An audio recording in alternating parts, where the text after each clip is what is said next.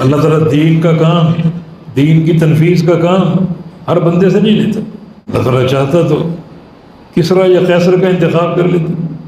طاقت موجود ہے، وسائل موجود ہے، رعیت موجود ہے، بادشاہتیں موجود ہیں، بس ایک نبوت کی کمی تھی، ان کو نبی بنا دیتا، آسانی سے سارے کام ہو جاتے۔ لیکن نہیں، اللہ تعالیٰ نے سارے دلوں کو جھانکا۔ ایک شخصیت کا دل سب سے زیادہ مجلہ، مصفہ، صاف ستھرا، منور، خشیت سے بھرا ہوا، رقت سے بھرا ہوا پایا، اور وہ شخصیت محمد بن عبداللہ صلی اللہ علیہ وسلم۔ فاصطفاہ لرسالتہ، تو اللہ تعالیٰ نے اس شخصیت کو چن لیا اپنی رسالت کے لیے۔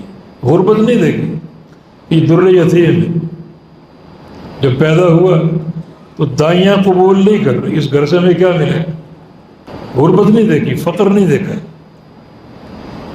صرف دل کا تقویٰ دیکھا، خشیت دیکھی، اور ان کو چن لیا۔